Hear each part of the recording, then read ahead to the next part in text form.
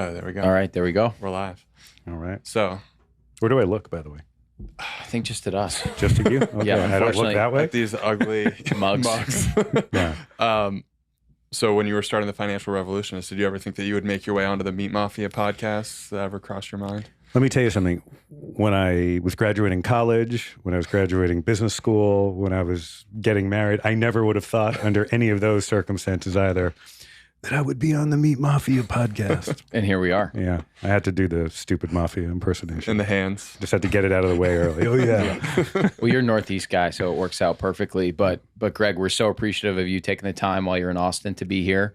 For the listener, normally you and I get to connect in Princeton, New Jersey. We got connected in, I think it was 2020, right?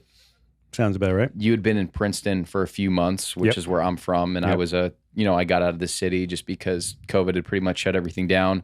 You were the classic, Brooklyn to Jersey suburb relocation case. And we had a good buddy, Brendan Walsh, shout out to him, who connected us. He thought we'd get along really well.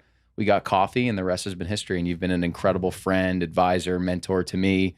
Now you know Harry as well, and we're just so pumped to have you in studio because we've both learned a ton from you. So, first of all, thank you very much.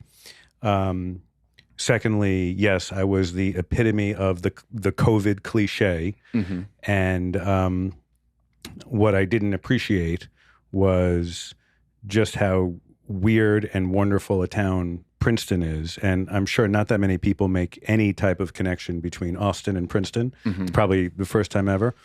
But I have to say, there's a little bit of Austin and Princeton. And I kind of wish that if more of the country could be Austinized, it would be a heck of a lot better place, because this is an awesome place. And the fact that you guys have, pulled up stakes here is great. Yeah, and emphasis on steaks. Yeah.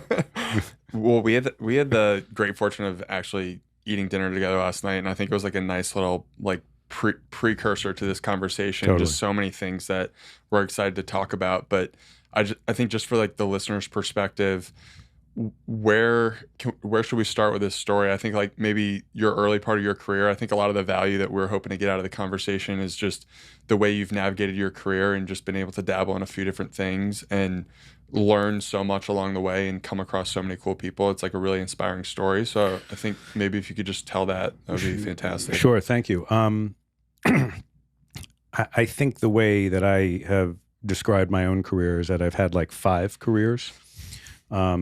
I started out in politics and decided after a couple of years working on Capitol Hill and being a corporate lobbyist is that I wanted to do something a little bit more wholesome. So I went to Wall Street. Yes, as one does. As one does, right?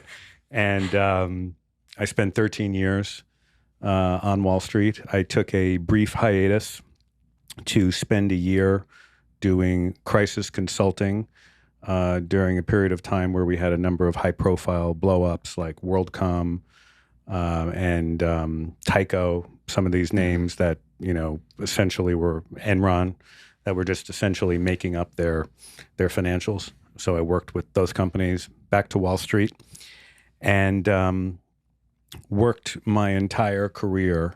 Was not the plan, but I worked my entire career for French banks in New York. And the benefit for me of not working for a JP Morgan or a Goldman Sachs is, even though they made a little bit more money than I did, I had a lot more freedom, because my bosses were not in the hallway, down the hall.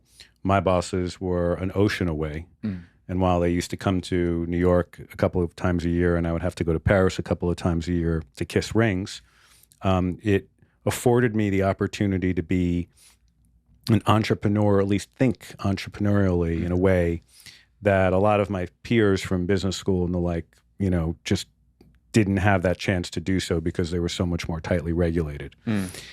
And I spent a couple of years too long on Wall Street. Let's be clear. Most of the people who go to Wall Street don't love the idea of repackaging assets into securitized vehicles so they could be sold to pension funds. That's not why you go to Wall Street in most instances. Let's just call it what it is. Most people go to Wall Street because they think there is an opportunity to make a lot of money very early in life, or at least, on the early-ish side of life. And I was able to, even though I had a great experience, I was able to engage in a form of self-deception because I knew deep down I was really not a Wall Street guy. Mm-hmm. But the money's coming in, the money's great, you can take care of your family, you can buy your mom a car, you can do all these really cool things, and you're like, oh, this is what I should be doing. But I was not passionate about it. And so after the financial crisis, I stuck around a couple of years more, but when the money got less, I had to ask myself, is this really what I want to be doing for the next several decades? And the answer was no. So on very, very good terms with my bank, and I was on the board of a global bank, I pulled the plug on my own career without having any plan at all. And how old were you at the time when you pulled the plug?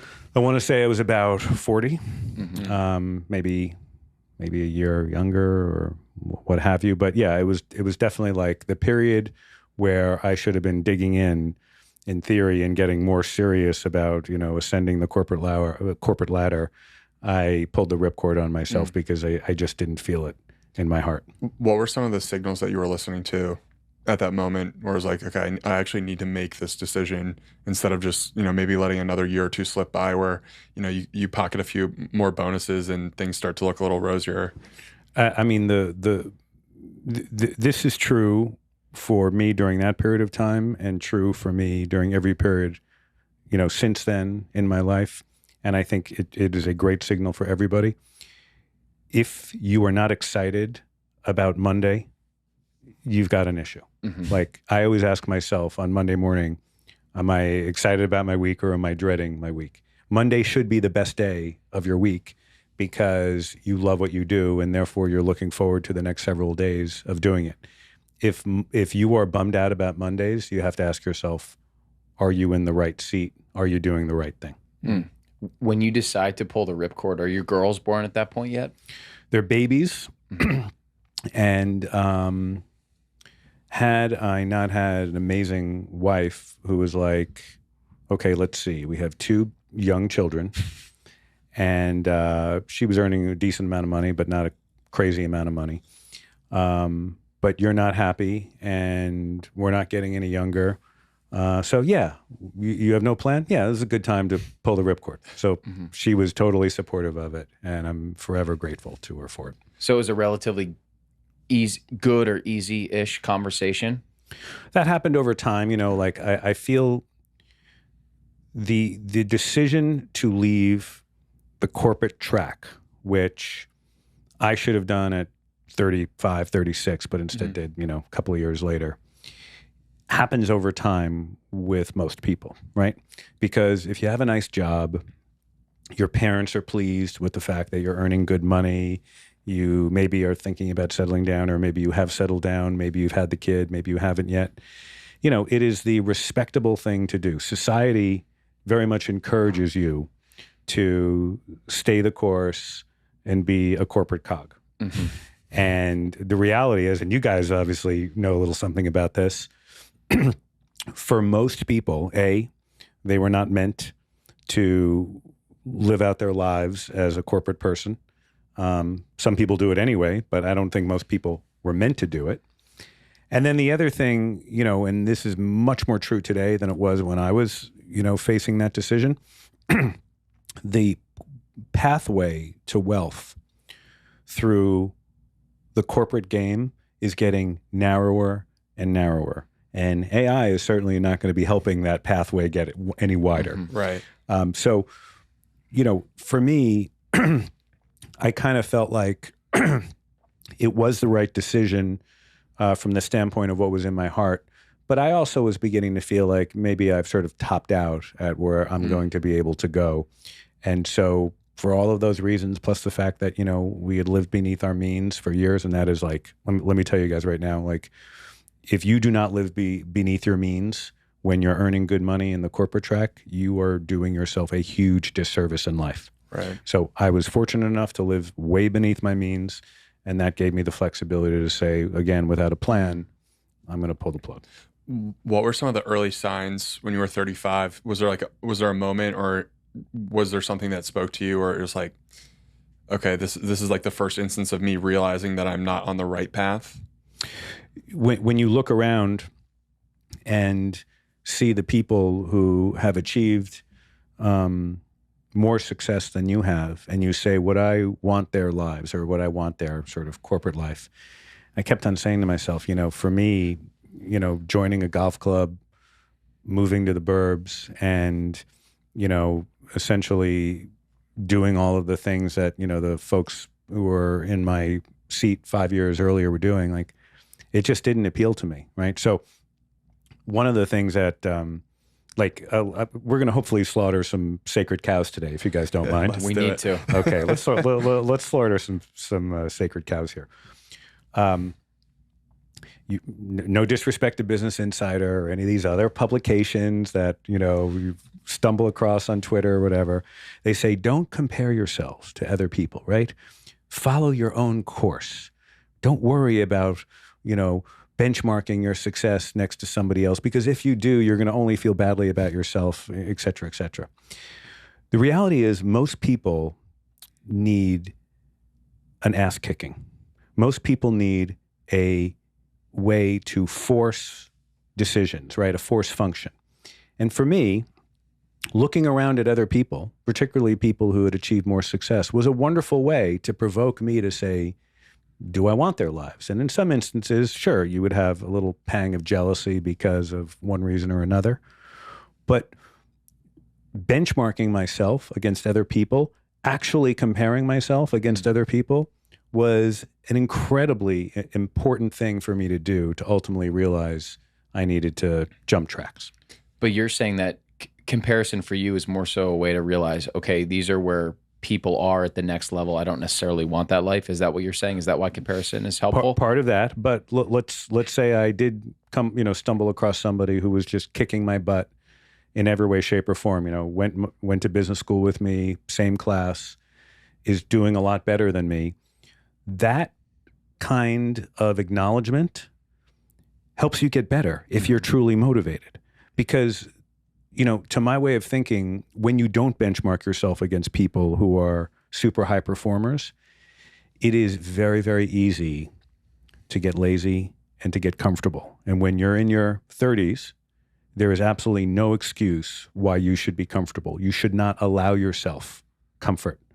You can allow yourself comfort way, way later in life, when you have trouble walking around. But when you're in your 30s, you need to embrace the pain and keep striving. And comfort is the enemy. And I was very much getting into a very comfortable existence, but I knew deep down somewhere that I was way too young to be getting that comfortable. Harry, you know a little bit about that, right? That's another parallel that you guys have, is both pulling the pin without a plan B. Obviously, you were 12 years younger, but yeah, same thing. I was going to ask the question just because there is a lot of aversion to risk, and I think risk comes in all shapes and forms, and people think that just, leaving a job and not having a plan, there's a lot of perceived risk with that, but there's also kind of this pain pill that you do have to take. You're kind of accepting the fact that maybe the short term is not going to be great. Like you're going to have to go through some iterations of figuring out what you want to do, but on the other side of that, okay, at least I will have asked myself the right questions to find what I want to do. And I was just kind of curious, when you made that decision, what gave you the peace of mind that you would ultimately find something that you were, driven to do or felt compelled to put all of your energy into? Dang, that's a good question. Very. Oh my God! I'm going to take a second here and buy myself 5 seconds to think about that. I'm going to compliment you again. Really great question. So I think for me, 9/11 put things into focus. So let me just backtrack for a minute. I was working downtown during 9/11, 2 blocks from the trade centers on that fateful day. First plane hit, and on the trading floor that I worked in, we had heard a rumor that it was a small, prop plane or whatever that crashed into a building. So, no big deal. Maybe, tragic loss of a few lives, but not the game changer that it wound up being. But somebody noticed that the gash in that first building was huge. Mm-hmm. And people started looking out the window and were like, I don't think a small plane would create that kind of gash into such a major structure. So we all went into my boss's office and we were looking, he had a perfect view of the Twin Towers. And we were looking at them. We were looking at the gash. Everybody was analyzing it out. And then all of a sudden we heard a rumble come from like the left-hand side of all of where we were standing. And we watched as that second plane hit the second tower. And I'll never forget seeing how the plane turned so that the impact would be more square into that second tower. And as soon as I saw that turn, I knew that this was not an accident, right? And it very much felt like I was living in a Die Hard movie, right? And time got all warpy and weird. But I remember as I was, and then hell broke loose in our building, and everybody ran for the staircase. And I remember as I was descending the stairs, not knowing if other planes were going to be hitting the surrounding buildings, but that's what we all feared. I remember thinking to myself, the world is never going to be the same. Mm-hmm. What I didn't appreciate at that time is that I would never be the same. And it reminded me of a couple of things. Number one, it reminded me that you only have so many trips around the sun, and you don't know when you've taken your last trip. And it also reminded me that control is an illusion, right? I mean, if you are a hard-charging, entrepreneurial-minded, energetic executive, you think that your powers are great and you can will any reality that you want, and you feel on top of the world, and you feel confident and all that kind of stuff. And then a plane comes out of your left side and potentially destroys a building right in front of you, and but for the grace of God, that plane could have hit the building that I was in. So I think, a long-winded way of answering your question, Harry, I think that it changed my perspective on risk, and it changed my perspective on time, and it most definitely changed my perspective on, just kind of saying, well, maybe I'll work for another 20 years, bank up a whole bunch of money, and then I'll start doing what I want, right? But you do not have control over when your number is up. I mean, you certainly can move the probabilities in any given way for all of the reasons that you guys know full well, but we ultimately don't have control. And so I think that gave me more courage all those years later, because it forever changed the way I viewed the world. And I said to myself, yeah, I don't have a plan, and it might wind up being a real disaster that I left my nice cushy job. But what is the worst thing that can happen? As long as I'm capable and whatever, I could, put my tail between my legs and get another job. But it just didn't feel right anymore, and I didn't want to sleepwalk through life. And so I don't know, had it not been for 9/11, if I would have ultimately made the decision to pull the ripcord when I did. Maybe I would have anyway. Maybe it would have been something else. But that was definitely a pretty big factor. What sort of changes did you see in yourself when you took that risk? Did you see certain parts of yourself start to come out more than others? Spirituality. When you realize that there are things beyond your control, right? When you give into that, when you are humble enough to recognize that, the universe may have other plans for you, at least for me, that led to exploration of Buddhism, Stoicism, Judaism, Christianity, all the, I don't know how many major religions, Islam, all of them, the big five or whatever. I looked at all of them, right? And I have sort of a weird combination of a number of them. I'm not one of those people. I'm sure there are these people in Austin. There certainly are in New York and California who are performative about their spirituality, who want you to know the moment they meet you that they are very spiritual. Yes. I'm not one of those dudes. They love dudes. to tell you. Yeah, exactly. But I did get much more spiritual in my 30s, and I think 9/11 was the thing that sort of broke the seal on that. So you wake up Monday, you've quit your job, you're no longer at the bank, you have 2 babies, you have a wife, and you're trying to figure out what the next thing is that Gregg is ultimately supposed to be doing. So you talk about spirituality. Yeah. What were some of the other things that you started doing to kind of put you on the track to be doing what you were ultimately called to do? So the one thing that I did, which I think was right, is I wanted to avoid the rebound situation where, you get up the next day and you don't have a paycheck and you're on COBRA or whatever, and it is a natural reaction to have that panic attack where you're like, oh shit, what did I just do? Let me go out and try to get another job, kind of like that. And I'll somehow, deceive myself to think, oh, no, it's much different, it's much better, but like another job like that. I didn't do that. We planned a trip to Spain where we swapped our apartment with the apartment of somebody who we found online through one of these platforms. I don't even remember. It was like Exchange Now or whatever. It almost sounded sketchy, but I think it was cool. Or House Swap. It almost sounded sketchy, right?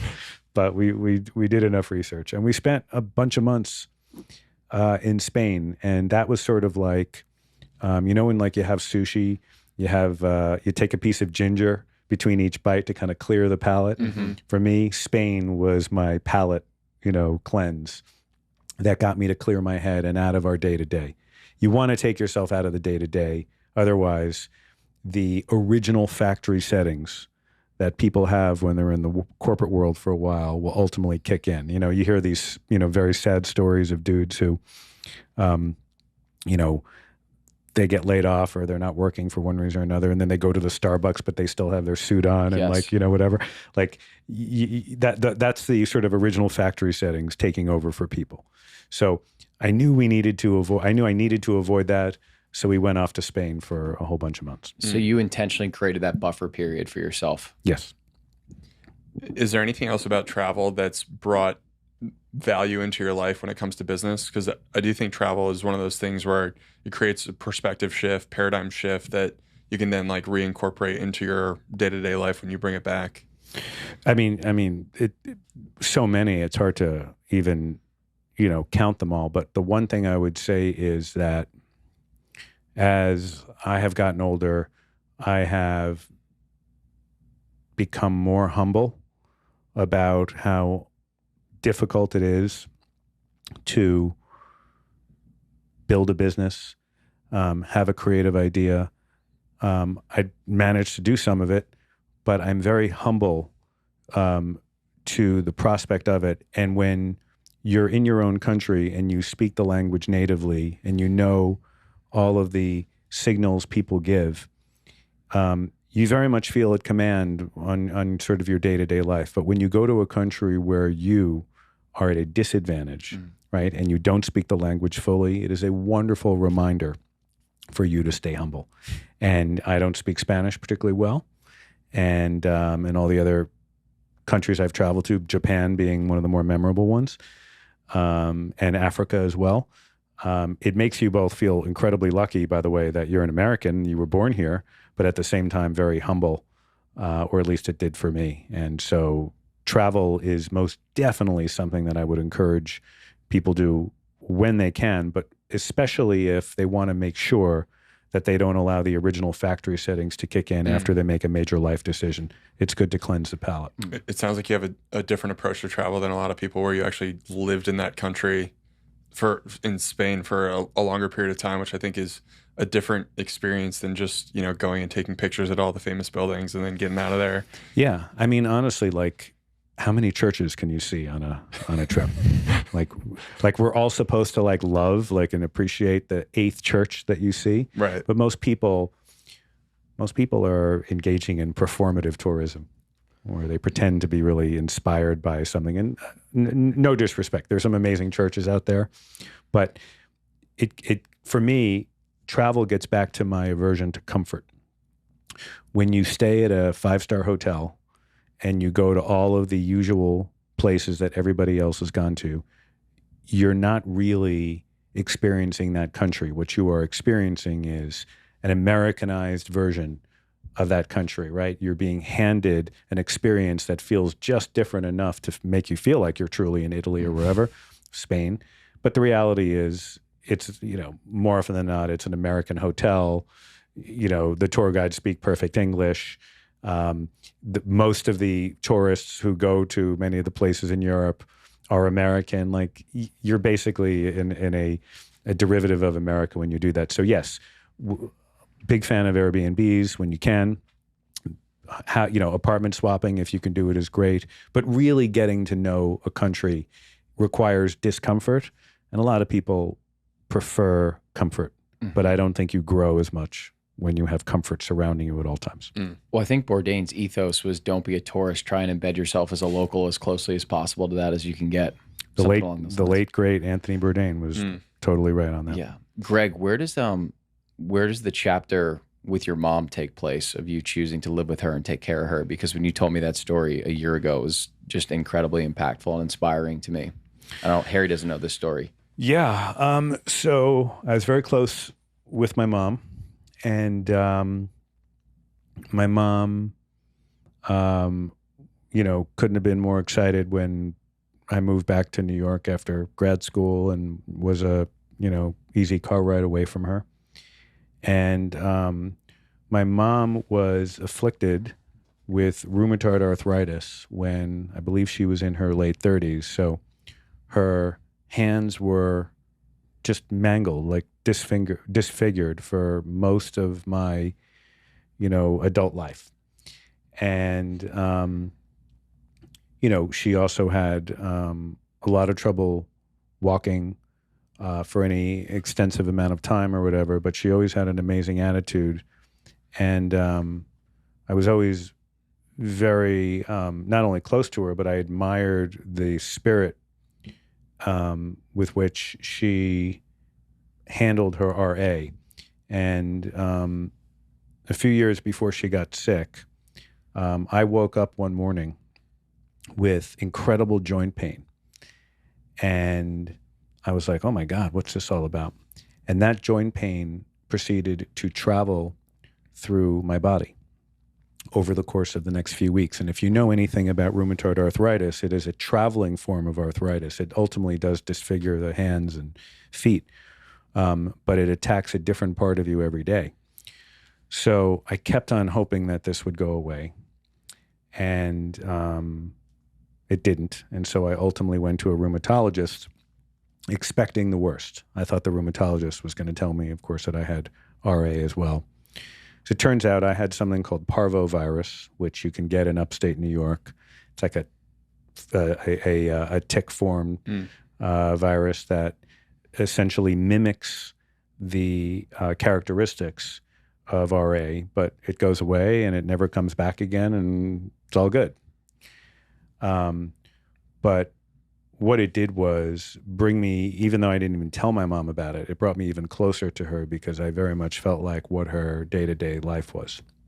So there was virtually nothing in life that I wanted to do more than give her grandkids, which I did. And she was the most amazing grandmother you could possibly envision. And I remember she called me up one day and said, I have this really weird pain in my side. And I need to go check it out, but it's unlike a pain that I've ever had before. So I didn't think much of it. And over the course of the next few weeks, the doctors kept on running more tests. And I ultimately took her to a stand-up MRI facility. And it was, soon after that, we had learned that she had stage 4 breast cancer, which had traveled throughout her body. And, we can do a whole tangent on, why is it that we don't find out about all these cancers until stage 4. But I participated in a lot of the doctor's appointments with her at the beginning, and I kept on noticing that the doctors really weren't talking much about surgery or chemotherapy. And I knew that the reason for that was because it was past the point where it could be addressed in any meaningful way. She ultimately took a chemo pill of sorts that bought her a decent quality of life for a couple of months. But, she had a lot of difficulty in hearing bad news. So I pretended like the news wasn't as dire as it really was. And, I would look at the stats and think to myself, she might have 6 months or a year and a half. You don't know. And I knew, though, that the period that I was looking at moving forward would not be an easy one, and that I didn't want to have a nurse's aide or a nurse from outside of our family being the person who would have to make those decisions. My stepfather had passed by then, so my wife again was extremely supportive of this, and so I moved back into my childhood home and away from my kids. And I remember my mom said to me, I feel so bad. You're away from your home and away from your kids and all that kind of stuff. And I said, Mom, you've been such a great mom. Like, you get the A+ package or whatever I said, meaning you get all of me until you're better. Now, I added that better part, but I, along with a nurse's aide, was with her through the last year of her life, and I visited my family when I could. And I consider it the honor of my life to have been fortunate enough to be able to be a critical component of her care. And I learned more about, cancer treatment and hospice and all of those things than I ever would have thought that I would have had to. But, it also was an incredible gift to both be there for her so she could know how much I loved her. And my brother, who lived in Tennessee at the time, came in as much as he could, but I was, often the day-to-day guy there. And it also solved the question for me about what I was going to do next in my career. So like my mother, who just couldn't stop giving me gifts, even managed to figure out a way to give me a gift in her death. Was there a point when you decided to take care of her before making that actual decision? Was there ever a doubt in your mind that you were going to do that? There was never a doubt in my mind. There was never a doubt in my mind. Like if you don't, again, when we were saying before, live beneath your means. Part of the reason why you should live beneath your means is because you never know when a very, very bad thing is going to happen to you and you're going to need to tap those resources. I guarantee it. A really bad thing is going to happen to both of you and everybody watching this, right? The more financial cushion you have, the more flexibility you have to deal with that. Yeah, I remember, I think you told me that story over coffee, because what I was telling to you, and Harry and I have spoken extensively about this, as we get into our later 20s, you just start to have an appreciation and an understanding of what amazing parents actually do for you. And I think maybe it's natural to think, how could I possibly, repay them? And I think you had said, like, you're never going to be able to repay them, but there's moments along the way where you can kind of show that appreciation and try and give back to your parents. And that's how you got into the story, because that was like your ultimate way to be able to give back to your mom and have this amazing last experience with her. I think the one other point that I would make there is, if you guys ever choose to have children yourselves, you will see that you don't even want repayment. You certainly want love back from your kids, but it's not about the repayment. It's about seeing your kids try to show how much they love you and appreciate you. Yeah, I mean, like I said, it was a gift. It was a gift to me, on multiple levels, that I was able to be there for her. I don't think a lot of people ever get that opportunity or ever think to take that opportunity to take care of your parent or take care of, like my mom took care of my grandmother into the last year of her life. And I, from afar, admired her decision to do that. And I know my mom would never have been able to live down doing anything other than just being there for her mom, who had done so much for her. And it's an amazing gift to be able to give but I also think that that moment in time was really, really special for that bond between her and her mom. Yeah. I imagine the same for you. Absolutely. We did all sorts of things together that we hadn't done with me as an adult. We watched a lot of Seinfeld. We watched a lot of Third Rock from the Sun.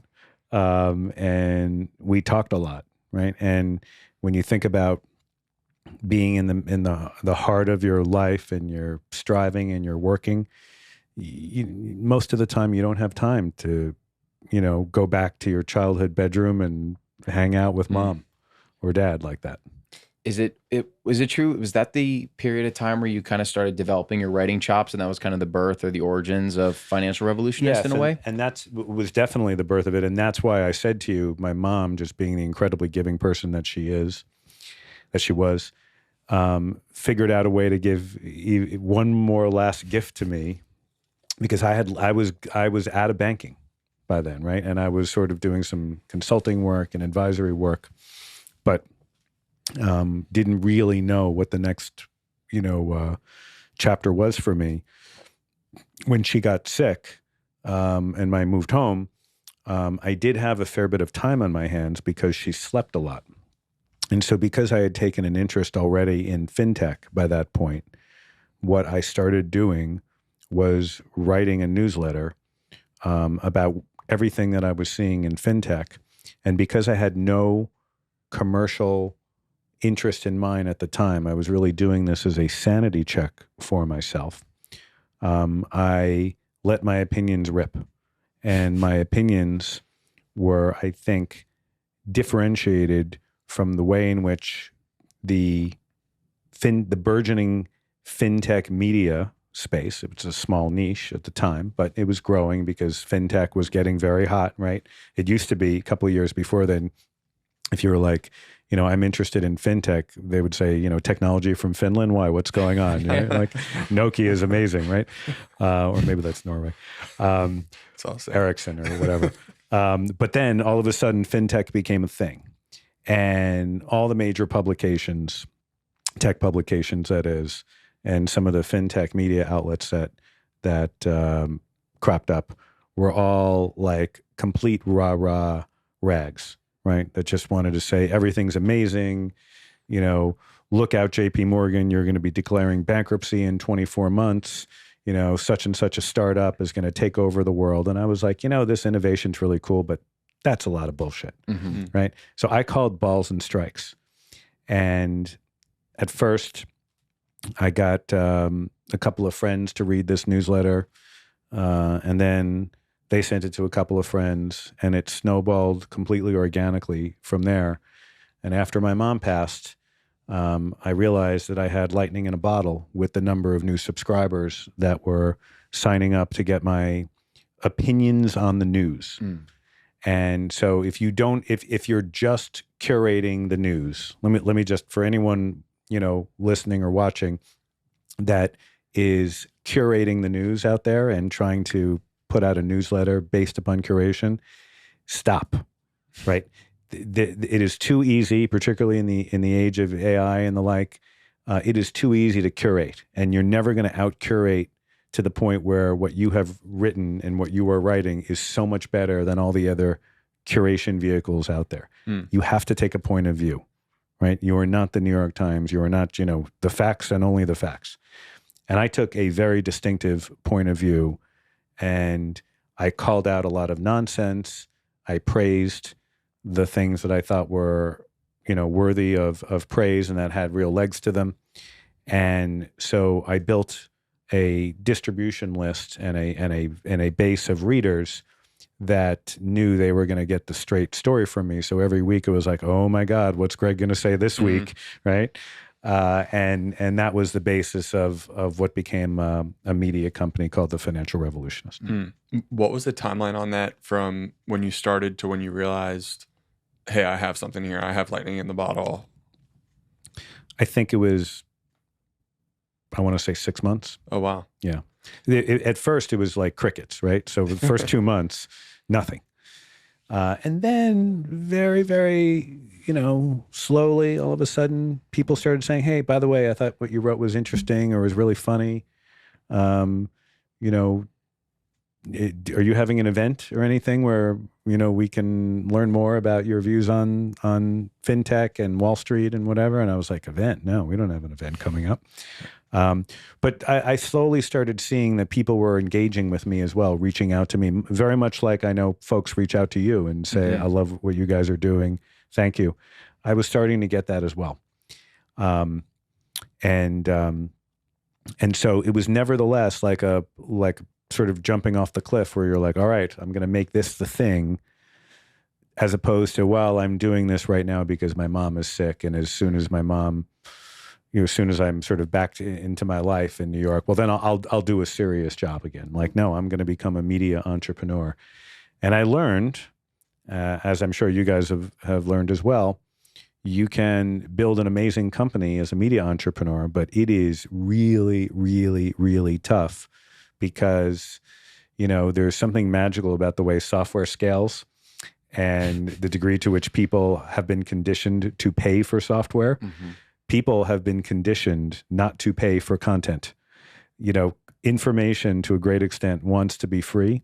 And so figuring out a model that is sustainable so you can keep on creating the content that you want, while at the same time works within the construct of the way in which people consume information, was one of the challenges of my career. And it worked out pretty well for me, and I hope it's going to work out amazingly well for you guys. You deserve it. Thank you. And one of the things you were saying that was really powerful, you said that the mistake that you think a lot of new creators make, particularly in the newsletter space, is that they're trying to just curate the news versus actually calling balls and strikes and having an opinion. Yes. So it seems like it's important to actually have skin in the game and invest in an opinion, even if it's wrong. Here's the calculus on why people don't do it, even if they do have those opinions. Oh my gosh, if I piss off PayPal, right, and somebody from PayPal actually reads my newsletter, well, A, they're never going to sponsor my newsletter, and B, everyone thinks PayPal is amazing. So why would I want to, take a shot at them? That's stupid. And my view always was, you're allowed to punch up. You don't punch down, but big VCs, big fintech companies, big banks, punch up away, right? Mm-hmm. But an individual, no. But yeah, I think most people are afraid when they love an industry to piss people off within that industry. And my point was, there is a lot of amazing things happening in fintech. God knows the financial system needed to be reformed and reimagined for the future. But we also have to acknowledge that there is an enormous amount of BS taking place in the fintech ecosystem.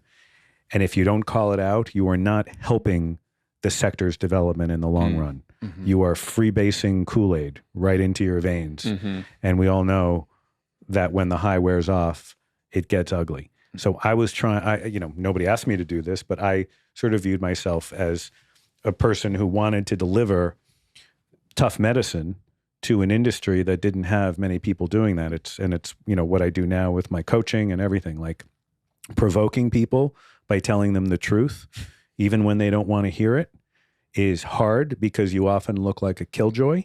But the reality is you need to have people out there calling BS. And if you don't have that, a sector is not going to develop the way it ought to. And for that matter, an executive, a leader is not going to be at their best either. Did you feel comfortable calling BS right from the get-go, or was that something that you evolved into? Right from the get-go, because at first I never had any plans to monetize, right? But I will say, when you have 500 people who are reading your newsletter, it's easy because, big deal. But I had 133,000 subscribers to my newsletter before I sold it, or around the time I sold it. And I was like, oh my gosh, if I'm going to go, criticize a VC, for, making a comment or putting forth an analysis that I think is nonsense, a lot of people are going to see my opinion on that, probably the VC themselves. Mm-hmm. And so there were plenty of people who didn't like me, but I think that I never called anyone out gratuitously. I wasn't trying to be a shock jock, in fintech that was doing it for entertainment value. It was just that in fintech and then certainly later in crypto, there was just a lot of nonsense alongside all the amazing innovation that was happening out there. But it may have been different if on day one, Harry, I'd been like, this is my new job. Right. You know? Right. Yeah. I'll be honest. Greg, one of the things we were talking about yesterday was we had that founders wellness event in Austin. So there were about 200 founders, entrepreneurs that are interested in health and wellness. And they actually came to this event at the Sapien Center. It was an incredible event. And we were able to speak on one of the two panels. And Harry and I were saying to ourselves afterwards, if this was 2 years ago, I probably would have been the guy on LinkedIn trying to connect with these founders and get coffee with them. Now we're in this situation where, because we have the show, which is a great content engine, these founders want to connect with us. They're listening to us speak. They want to build relationships with us, all because we were willing to have a perspective and put the show out there or put our ideas out there. So I'm curious for you, what were some of the things that you learned about, building relationships, building your network, access from creating the Financial Revolutionist and having your own media company? Well, and I know we've talked a lot about how you build your network. So it's not specific just to the FR. That's what I call the Financial Revolutionist. But it certainly was an ample canvas for me to practice some relationship building skills that I have had for quite a bit of time. I think when we met, Brett, I even told you about my relationship matrix. Did I tell you about that? You're the only one that I know that has an Excel spreadsheet and relationship matrix, whatever you want to call it. Okay. But the listener needs to hear this Okay. because it's incredible. All right. So when you ask people, right, in their lives, beginning of their career, middle of career, their end of their career, what is the most important thing in your career, right? More often than not, what people will say is, it's my relationships, right? It's all of those war stories I have with all of these incredible people who I've done things for, who would do things for me, who were there when I had that sad moment on my personal life, who celebrated, the birth of my child with me. After a while, if you're really doing it right, your business colleagues become your friends and a greater part of your family, right? If you really have your heart into your business, it's hard to say, oh, no, that's business. I got that over here, and then I have all my personal relationships over here. It's crazy. It's the same thing, right? What I concluded was there are amazing salespeople out there who cover their clients and do an amazing job of covering their clients, but they don't bring that level of systematic discipline to kind of the broader relationships that they have in their lives, from undergrad, high school, grad school, if you go to it, your first job, your second job, your third job, from the apartment building you live in, from all the walks of life that you've had, right? I remember thinking to myself, I'm probably going to wind up not keeping in touch with a lot of these people just through the natural course of attrition if I don't put a system in place, if I don't put my own sort of algorithm in place. And so I came up with a system where I ultimately it wound up being about 120 people, I think. And I characterized them according to A, B, and C levels. Now, it's not to say that the people who were in the C levels were, not as worthy as the people who were in the A and B levels, but I said, okay, these A people are people who I'm going to want to speak with or connect with in one way or another at least every week. And the B people are at least every quarter, and the C people are at least twice a year. Like my view is if you only are speaking to somebody once a year, you have to ask yourself either why can't they be moved into a more frequent category, or do you want to keep in touch with them at all?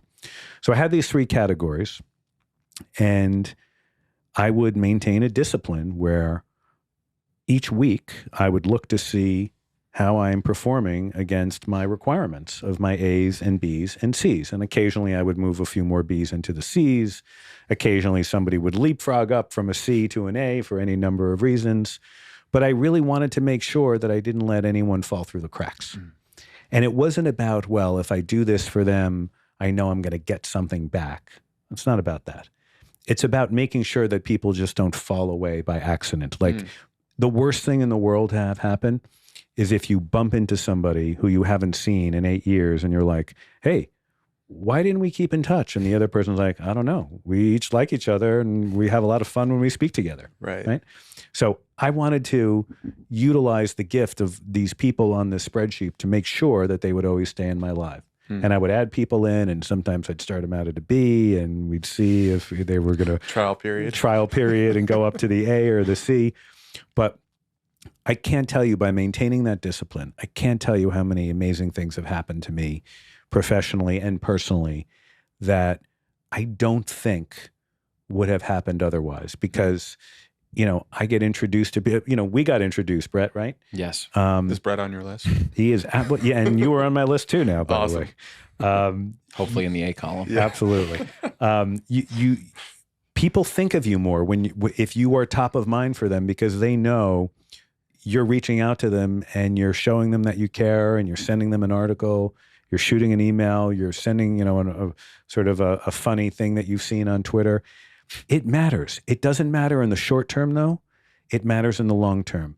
It is and if it in fact is true, as most people say it is, that it is their most important asset, right? It's an off-balance sheet asset, though, right? So most people don't put it on balance sheet. If we're on balance sheet, it would become part of their lives to keep a spreadsheet. But it's just as important. So yes, at the FR, I was very fortunate, as I mentioned to you before, that a lot of people reached out to me. And by the way, some of those people were like, Gregg, you are completely wrong in what you analyzed about, such and such a company or a trend. And I'd be like, okay, tell me why. Thank you. Never took it personally. Well, a few times I took it personally, but most of the time I didn't take it personally. And I would say on my sheet now, there are probably 15 people, 20 people or whatever that are related to my time at the FR. So those relationships have an incredible LTV, a lifetime value associated with it, but only if you do not neglect them. So this is not about, and some people have said this is very Machiavellian of you. No, it's not. Not at all. It is not about like expecting any return from them. It's about enriching your life and trying to, enrich the lives of other people who you care about. Yeah, the whole perspective on it is actually incredibly important, because you could see, someone in their early 20s having a list of people that they want to stay in touch with or whatever it is. And you could say, okay, they're just like really just trying to like gamify their network. But when you take the approach that you took, which is really just like, I don't want people to slip through the cracks, it's really important. I'm curious, did you have any top-down rules that you kind of let you navigate this whole concept of having this list? Like, are there a certain amount of A's? Like, how many A's can you possibly have where then it gets like too much, where you're just, kind of like Yeah, it's a great diluting question. it. I mean, by and large, the A's are, particularly when you're busy, you want more C's and B's than A's. Yeah. But I think never more than 20% of my list were A's. But with respect to top-down rules, I did and do have a good number of rules around etiquette, as you guys both know. Etiquette Alpha. Etiquette Alpha. Thank you very much. There's a lot. You need to write a book on that. I appreciate that. Yeah, Brett mentioned that to me. There is a lot of alpha to be found in adhering to proper etiquette, and and this is a concept that I've sharpened a bit ever since I started hanging around with Ari Meisel, who I know you guys recently had on the show. Ari is a wonderful guy, and by the way, we're going to be doing a podcast together as well. Looking forward to hearing Very excited. all about Thank you. that. But one of the things that Ari has talked about is the transactional nature of emailing and texting, and I would also add DMing, right? And I think that has pervaded our culture, where, there is a sense of informality that permeates the way in which a lot of people engage with each other now. And yet I had this rule, and I still have this rule, that if one of you, for example, takes the time to call me, right, and I can't pick up or whatever, and I see that you called, the right thing to do is not send you a text back saying, hey, what's up? The right thing to do is for me to call you back, because you chose, speaking to me as the mechanism that you wanted to engage me with. And by me changing that, I'm essentially saying, you're not worth a phone call, but I will text you back because you're worth something to me, right?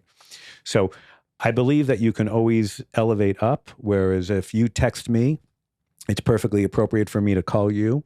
But if you call me, it is not appropriate for me to text you because that's a sign of respect if I am elevating the mechanism through which I communicate back to you. And it is a sign, even though maybe you don't mean it that way, of disrespect if you choose to downgrade the mechanism of communication. So that's one. Another one is around how you use your network and how other people use their network on your behalf, right? So let's say you guys didn't know each other, right? And Harry and I, you and I knew each other for a long period of time. And I said, oh, there's this awesome dude, Brett, who you need to meet. I'm going to shoot an email introducing you to, and you guys should go and have coffee. So I make that introduction. You have coffee with Brett, and then you don't let me know that you had coffee with Brett, and you don't give me a summary of it, right? That says to me a lot about how much you care about me by not taking the time to let me know that you finally connected with Brett. Right. If, on the other hand, you call me or email me and you say, I met Brett, he's an awesome dude, who knows, maybe we'll start a podcast together. I feel like you've treated my decision to introduce you to very, very well, and you've shown me respect in the process of letting me know. I have found time and time again that I make introductions to people, and I have no idea what happens as a result of those introductions. Right. And when people don't bother to close off the circle, I think they are doing so at their own risk, because even if I haven't processed it in such a overt way, I'm going to think to myself, I don't know if I'm going to introduce Harry to more people. Right. Right. Whereas if you take good care of that introduction, I am absolutely positively going to be more inclined to make other introductions for you. It's such a good point. And Brett said the etiquette alpha, and the alpha part speaks to what you're talking about, where it's just putting a little bit of effort in there, and you actually create, the continued relationship that we've developed in that scenario. And look, let's be real here. Everybody's looking for alpha throughout their careers, right? If you are gunning for success, right, you are looking for alpha. And the interesting that I find is that a very large percentage of people are looking for love in all the wrong places, right? They're looking for alpha where everyone else is looking for alpha, as opposed to etiquette, right? There is not a lot of people who take the intentionality to etiquette as I do and as I think you guys do. And therefore, there is alpha to be had there, right?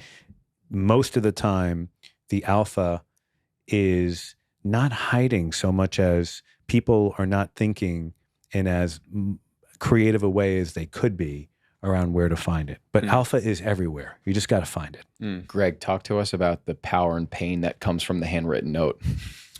There is power and pain that comes from handwritten notes. You are, first of all, well articulated. So, the person who I learned this from originally was George H.W. Bush, right? Who was a legendary, writer of notes. And he was constantly writing them throughout his career. He was writing them to, Maureen Dowd, a famous columnist who was brutal on him. He would write her notes like, really got me on that one. Like he wrote notes to everybody. There is such an incredible power associated with taking the time to find the stationery, to find a proper pen, to get somebody's address, to actually write the note, to put a stamp on it, to mail it. It is a lot of pain, but it's to the point where when I do it, and I don't do it every day, but when I do it, I almost think to myself, I could just write the alphabet on this note. The impact of it would be the exact same. It's the process of going through that much trouble to write somebody a handwritten note that is the most important point. And I do think there is a lot of alpha. I could almost guarantee you guys, if from this day forward, and again, I realize that time is scarce, so you're not going to do this, but if this day forward, you wrote handwritten notes to anybody who you spent more than 15 minutes with, it would pay dividends for you over time. Mm. Is there anyone in particular that you've connected with over the decades that you've been just on your path, that comes to mind, that you're proud that you developed and nurtured the relationship in a way, like maybe you just paid a little bit more attention to some of these details that you're talking about, and it was like one or two things that you did that really helped build that relationship? I mean, there was one guy who I used to work with on Wall Street, and I found out that I knew he was having a rough period. He had been laid off, and he really liked single malt, and I knew nothing about Scotch. And I also knew his birthday was coming up, and so I took the time to research Scotches and then write him a handwritten note about how, something cliched like, like with age, you're only getting better with time, or some nonsense like that. But I think he was very touched by that. Yeah. And I actually need to, he's on my C list. I need to reach out to him because I haven't spoken to him in a while. But there are a lot of people, I would like to think, who have been the recipient of kind of the random act of contact that I ultimately do. And I'd like to think, when my funeral one day, people are going to be like, Gregg cared. And I saw that in all sorts of little weird, quirky ways about the things he sent me, or just the random, call that he put into me for who knows what reason, just to shoot the breeze. Mm. What's amazing about this is it's actually empowering, because the bar has never been lower for Etiquette Alpha. Never. In this age of text messages, social media apps, people can't even look you in the eye to have a conversation. Everything you're saying is things that anyone can start doing today. It's all controllable. Takes a little bit of extra effort, but goes such a long way. Okay, so I'm glad that you brought that up. Let me ask you guys something. Either of you guys ever been to the dentist? Yes. You both have been to the dentist. We have. Unbelievable. Very, very impressive. Surprising, I know. Not recently. Okay, so let me ask you. In your now that I know that you guys know about this stuff, when you have gone to the dentist, do you just show up at the dentist and say, "Doc, I'm here. Please help me with my teeth"? No, you have to make an appointment. You have to make an appointment. Okay. And do you go at the appointment time, or do you just kind of use it as a BS thing and you go anytime you want? Go at the appointment time. Right. So you schedule it. Schedule it. Why do you schedule it? To show respect, and they have a busy schedule and they're offering us a service. So you're allocating time because it's important, and you know that if you don't schedule it, the ability to actually get to the dentist is probably not going to happen, right? Yeah. Mm-hmm. So here's the thing. We're having this great conversation. People are going to be like, oh, maybe there's something to everything that they're talking about, the etiquette, the handwritten thank you notes, the keeping a relationship matrix, the whole idea around not degrading the way in which you communicate with somebody based upon the way in which they reach out. It all makes good. Yeah, I'm going to incorporate that. If you do not schedule it, if you do not make the time, it doesn't happen, right? I forgot exactly how the phrase goes, but like, if you want to really understand where someone's priorities are, look at their schedule, right? It's like, look at who they hang out with and whatever, but look at their schedule, right? Most people don't go to the next step, which is the scheduling, which is why I can be confident in knowing that even though we're having this discussion and I'm sharing a lot of these, bits of alpha with you, most people won't take advantage of them, because it will ultimately just fall by the wayside, as most things do. And, you'll be saying, yeah, I'm going to do that schedule. And then you get a text from somebody and you forget about it and you don't go back to it. Mm. How do you become more conscious with time and actually start incorporating scheduling time into your routine? Because it's like anything, right? Like the gym, sometimes there's like that initial friction. You get into the gym, you get into the flow of going, and it becomes easier. But I don't know. I think there's something about scheduling time and being more thoughtful about how you spend it that, a lot of people can benefit from. So, in most of the things that I care about in life, I have an algorithm for them, right? Whether it's, as we've discussed, relationships or career management or how you invest your money. I have a system, right? An algorithm is nothing more than a system. And part of the reason why you need an algorithm is because you have to just fundamentally accept, in my opinion, that most of us are lazy at our core, and we're very good at rationalizing away why today is not the right way of doing things. But the gorgeous thing about algorithms, right, is that they don't have feelings. They don't have biases. They don't have a bad day. They don't have a fight with their girlfriend. They just execute each and every day. They are not yet sentient, but maybe one day they will be. But you've got to take your human frailties out of the equation and just do it like an algorithm executes, a program when you hit go. And so I try to do as many things as possible algorithmically in that respect. The relationship building is a great case in point.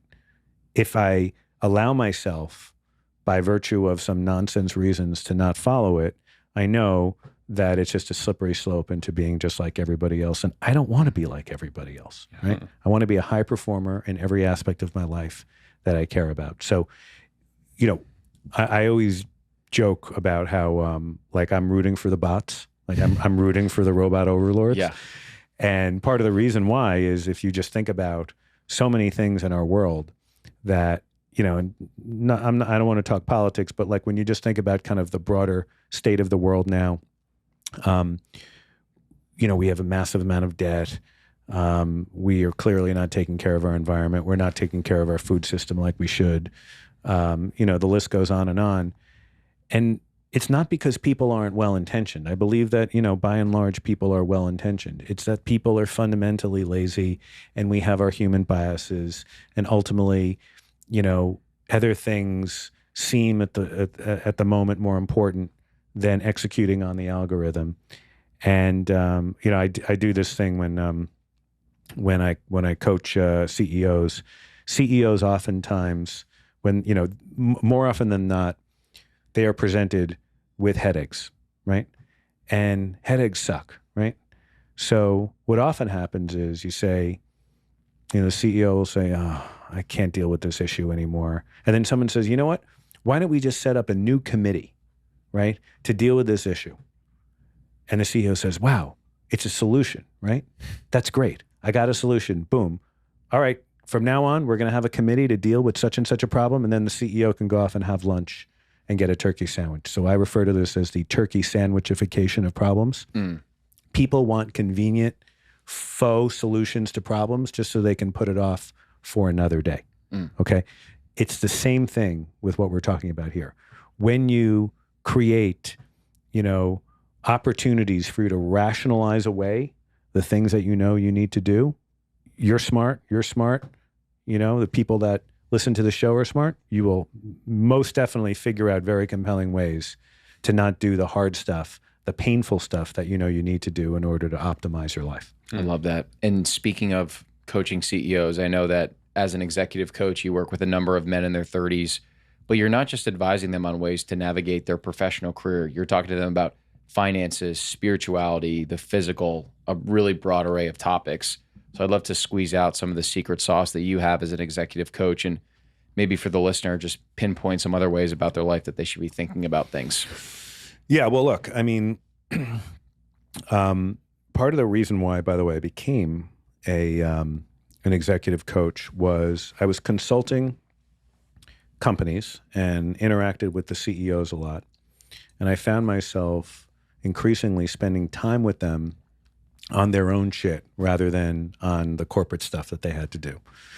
So it dawned on me one day that I should, put a proper name associated with the services that I'm providing. Like I can still, guide you on your company strategy, but for a lot of the things that I was doing, it wound up being just about the, how do I become a better leader? What am I doing wrong?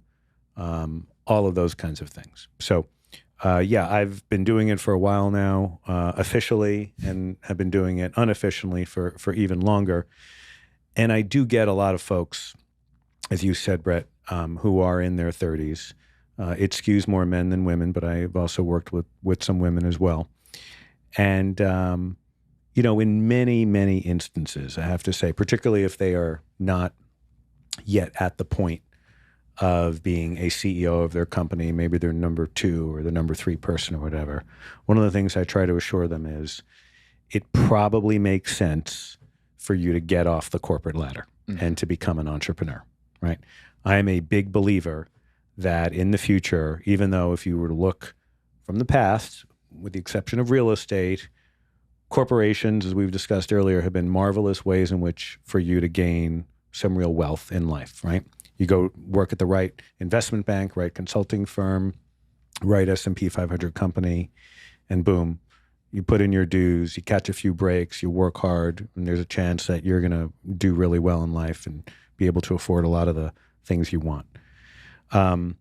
But increasingly, right, the number of seats near the top is going to get more and more narrow, right, courtesy of innovation and particularly AI, but there are any number of other technologies out there. So what that means is pretty much everybody needs to be an entrepreneur. And so if I'm working with the number 3 guy of a big public company, or medium-sized public company, or small public company for that matter, I will often say to them, the time is now for you to start steeling yourself to be an entrepreneur. And one of the more controversial things that I tell these people is, even if they can fly business in first class, fly coach sometimes. Don't stay at the best hotels. Don't get trapped by the comfort that you're currently enjoying. Because when you most likely get ousted, and there's a decent chance you're going to get ousted because a private equity firm is going to buy your company and they're going to put their own CEO in and there's not going to be a seat for you anymore, you're going to be an entrepreneur. And maybe for the first year, you'll be able to suck off the fumes of your former points that you had when you were, the number 3 guy, but it won't be forever. So you might as well get used to it now. A lot of times folks nod their head and say, yes, good idea, and then they don't do it. Mm-hmm. But every once in a while, I'll see somebody who takes my advice on that, and I think that they are far better off for having done so. So with respect to people who are in their 30s, who are still thinking maybe there's a shot I'm going to be able to make it huge on the corporate ladder, I try to tell them, even if you are incredibly talented, you're probably not going to make it, and you're probably going to wind up being an entrepreneur. It's just the nature of how our economy is evolving. We're both athletes. Yeah. And I remember seeing back in the day, like this different, they pieced together like the perfect athlete. Like it was like an NBA player. Yeah. Like the head was like LeBron, the arm was like Jordan for shooting. And I'm wondering if you could do something similar for entrepreneurship. Like what builds or what creates the perfect entrepreneur or a good entrepreneur? So without a doubt, more than anything else, determination and heart. There are many different formulas for success. What I do typically on my first meeting with clients is I say, we're going to go through a worst attribution analysis. And they say, what's that? But I don't like the sound of it. And I say, I want to know your very worst attributes, right? And then what they'll typically say is, well, I care too much, or I'm too devoted, or I'm too loyal. I'm like, I don't want to hear it from you. I want you to pick out at least 10 trusted colleagues, and I want you to indemnify them. And I want you to write an email to them saying, I'm going through a process now where I want to better myself, dramatically so. Tell me the worst things you genuinely believe about me. And again, if you don't do it, I'm going to be bummed out. But I promise you, I'm not going to hold anything that you say against you. Some people do it. Other people say, you know what, Greg, maybe we're not going to work together. Mm-hmm. That's fine. So I do it. And I get back a whole bunch of things that are remarkably consistent. Now, I'm not saying they're always right, but they are remarkably consistent. I like to know what you are at your worst. Over time, it becomes very apparent what your special skills are. And as I said to you, I think there are any number of ways to become an amazing entrepreneur, but it's the Achilles heels people have that often prevent them from being able to really, become the stars that they could otherwise be. So, a basketball player that can't go to his left, right? That's a big problem, right? Mm-hmm. I want to know that much more so than whether or not they have a great, outside jumper from the 3-foot line, a 3-point line. How do you then take that negative feedback and kind of integrate that into your clients and work with them? I think it establishes a tone where we're not going to engage in performative nonsense about who you are. You're paying me, and you are paying me, to help you get better. And the only way in which I'm going to help you get better is if I dig my thumb into that tender spot that you have and I make you scream and yell. But in doing so, we learn about how to make sure that that spot can ultimately be cured and strengthened so it's not going to forever remain a real problem for you. But you've got to face it head on. Most people have a little bit of problems at doing that, but this ice-breaking exercise that I do helps set the stage and tone moving forward. It sounds like that might be a great exercise for anyone to do, even if you're just listening to this show, right? Regardless of where you are in your career. Yeah, I think it is. And I think that, again, it's one of those things where, we can freely share this alpha because most people think they want it really, really badly. Most people really, really think they want to be successful to an incredible degree. They love all of the benefits associated with that in their own mind. They fantasize about them. Most people are not willing to go there. And I'm not saying that I've always been a pillar of doing this, but the way in which I managed to become a managing director at my bank, maybe a little ahead of schedule, is because my boss from France would come in, once or twice a quarter, and I was living in Tribeca. Our office was in Midtown, and he lived on the Upper East Side. And it was very, very difficult to get time with him when he was in New York because everybody wanted to see him. So I came up with this idea of not even asking to be on the schedule. Instead, what I would tell him was, and he did it, he agreed, I would take a taxi from Tribeca, which is at the bottom of Manhattan, to the Upper East Side, which is towards the top of Manhattan, and I would walk him to work. And it, added an additional hour and a half to my day, but I really went out of my way to have that one-on-one time.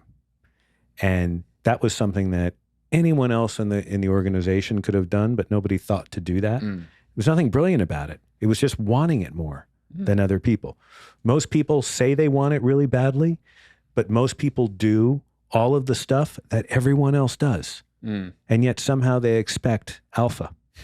In order to get alpha, you have to do the stuff that is legal that most other people are not willing to do. It seems like a consistent theme, even with like you taking care of your mom, just doing things that other people just like wouldn't do. And I feel like one of the parts we haven't explored in this conversation is just relationships with, the person that you end up marrying. I'm wondering, are there things that you do in your relationship that you think about in a more conscious way to go above and beyond? Golly, I don't know. I would like to think that our relationship has gotten better, and I think it has. The one thing I would say is the relationship you have with your spouse before you have kids is you're just in spring training, right? Kids are the greatest gift in the world, but they put all sorts of pressures on you, financial pressures, time commitment pressures. All of a sudden, you're not the most important person each and every day. And there is nothing better. There is no greater gift than children. And I know this sounds like a Hallmark card. It's true. But even though people say children put stress on relationship, it's like working out. It's like you need that stress to actually make your relationship better. Without a stress like that, I just don't know if it's possible to build a deep connection with your spouse to the same degree. It is possible. Please don't get me wrong. I don't see how it's possible. Yeah. Gregg, you're a guy that I feel like we could talk to you for 6 hours and keep the party going, but I know we're coming up on time. So I think in that vein, the question we'll leave you with is if there are any lessons that you could pass on to your girls that are kind of a sign that you've done a really good job as a dad, what would those lessons look like? The lessons that they would then follow even after I'm gone from me. Yes. Right. Oh, wow. That's a great question too. Couple of things. So I think the first thing is along the lines of what I was saying about not knowing how many trips you have, around the sun. I think that particularly when you're young, when you're an adolescent, and when you're in your 20s, you really care a lot about what other people think of you. You care about your own image, right? I like to say that I was fortunate enough to start going bald at 14. It was absolutely brutal when I started losing my hair when everyone else wasn't. Talk about self-conscious.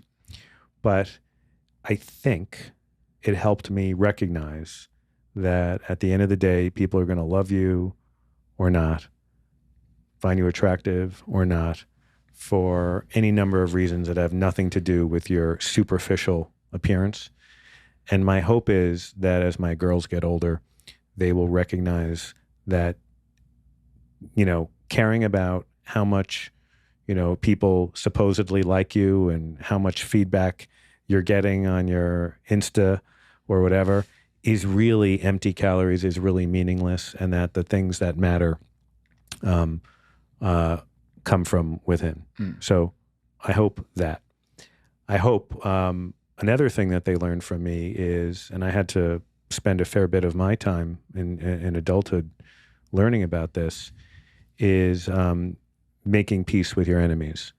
Oscar Wilde, who like many amazing quotes, one of them is, make sure to forgive all of your enemies. Nothing pisses them off more. He didn't say pisses off, but nothing bothers them more than forgiving them. I've had a couple of enemies in my life. I refer to them now as my nemesis mentors, right? I've tried to learn as much from the people who wanted bad things to happen to me. And I've forgiven them all. Mm-hmm. And there is an incredibly liberating feeling that comes from that. And it's not about them, it's about me. I like not having any grudges. So I would hope that as time goes by and good things happen with them and bad things happen with them, that they don't hold grudges, because grudges are the absolute worst. They will chew you up inside. And then lastly, whatever your spiritual practice is, I hope that they have one, because this can't just, this world just can't be about, the atoms and, our physical world. There has to be something greater, or at least I believe that there is something greater. And I believe that there is more than one pathway to achieving a level of spiritual contentment. I'm not saying happiness. That's a whole other conversation, but at least to be content and at peace. And I hope they develop their own spiritual practice in due course. Well, I think there's no better way to end the convo than that. I think those takeaways really summarize kind of where you come from with a lot of your advice. And I think Brett and I are just so fortunate to have had you on the podcast, but also just enter our lives and be a mentor to us in a lot of ways. So just appreciative of your time and really thankful for having this conversation with us. I would suggest a name change.